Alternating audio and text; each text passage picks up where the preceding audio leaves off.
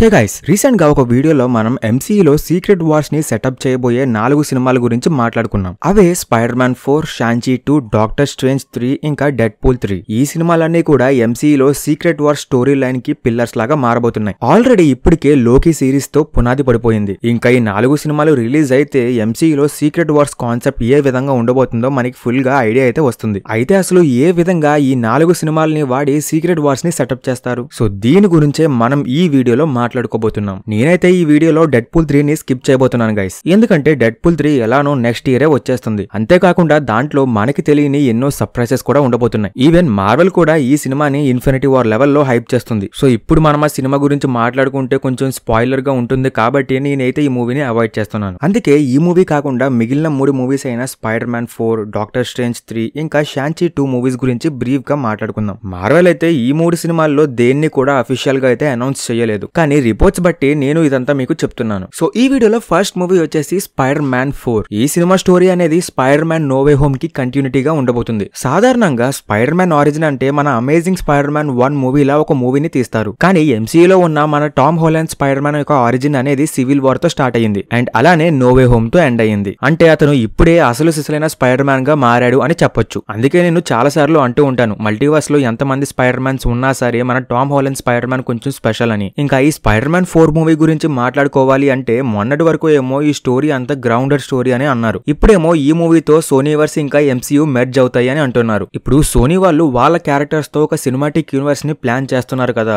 Maybe amazing spider man 3 మూవీని ఆ universe లో ఎండ్ గేమ్ లా మార్చి స్పైడర్ మ్యాన్ 4 లో సోనీవర్స్ క్యారెక్టర్స్ అన్నిటిని ఎంసీయూలోకి తీసుకురావచ్చు. ఇది నా ఒపీనియన్ మాత్రమే గైస్. ఒకవేళ ఇలా జరిగితే మాత్రం ఈ మూవీస్ కన్నా ముందు స్పైడర్ మ్యాన్ ని మనం ఎంసీయూలో చూసే అవకాశం ఉంది గైస్. ఎందుకంటే ఎంసీయూ పీటర్ పార్కర్ ఎంట్రీ ఇచ్చినప్పటి నుంచి కూడా ప్రతి సినిమాలో తన స్టోరీ అనేది హడావిడిగానే ఉంది. సో తన క్యారెక్టర్ ఆర్క్ ని మార్వెల్ ఇంకా స్ట్రాంగ్ గా బిల్డ్ చేయాల్సిన అవసరం అయితే ఉంది. మరి మీలో ఎంతమంది స్పైడర్ మ్యాన్ ఫ్యాన్స్ ఉన్నారో కామెంట్ సెక్షన్ లో కామెంట్ చేయండి. ఇంకా మన వీడియోలో నెక్స్ట్ మూవీ వచ్చేసి డాక్టర్ స్ట్రేంజ్ 3. అయితే ఈ మధ్య మన ఛానల్లో ఈ మూవీ గురించి చాలా సార్లు మాట్లాడుకున్నాం అండ్ మనందరికీ తెలిసిందే మల్టీవర్స్ సాగాలో డాక్టర్ స్ట్రేంజ్ క్యారెక్టర్ అనేది చాలా important character. Multiverse of madness post credit scenes నుంచి ఈ మూవీ స్టోరీ అయితే కంటిన్యూ అవబోతుంది. కామిక్స్ లో ఉన్న టైమ్స్ రన్ అవుట్ అనే కామిక్ స్టోరీని ఈ మూవీకి ఇన్స్పిరేషన్ గా తీసుకున్నారంట. రిపోర్ట్స్ ప్రకారం చూస్తే మల్టీవర్స్ లో ఉన్న బ్లాక్ ప్రీస్ట్ ఆర్గనైజేషన్ అనే వాళ్ళు మన ఎర్త్ 616 స్ట్రేంజ్ ని వెతుకుతూ ఉంటారంట అండ్ క్లియా కూడా ఆ ఆర్గనైజేషన్ లో ఒక మెంబరే అంట. ఇంకా ఈ మూవీలో ఇన్కర్షన్స్ గురించి, వాటికి కారణమవుతున్న క్యాంగ్ వేరియన్స్ గురించి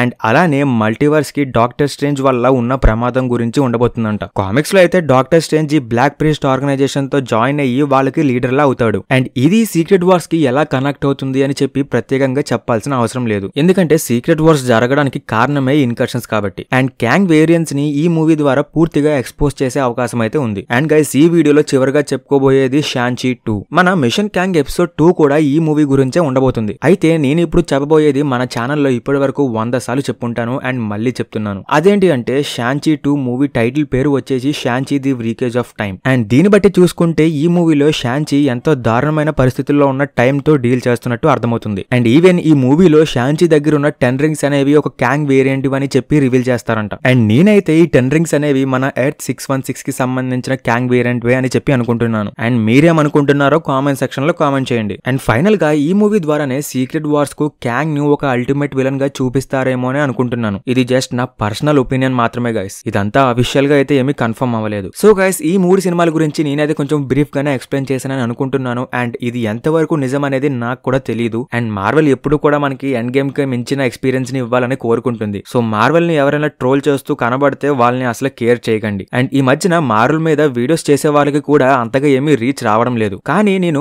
మార్వెల్ ని నమ్మే ఛానల్ ని పెట్టాను. ఒకవేళ మార్వెల్ మంచి మూవీస్ తీసినా తీయకపోయినా సరే నేను మార్వెల్ ని సపోర్ట్ చేస్తాను. సో నాలాగే మీరు కూడా మార్వెల్ సపోర్టర్స్ అయితే కామెంట్ సెక్షన్ లో కామెంట్ చేయండి. అండ్ దీంతో వీడియో అయితే కంప్లీట్ అవుతుంది గైస్. మరొక ఇంట్రెస్టింగ్ వీడియోలో అయితే కలుసుకుందాం. Thank you friends.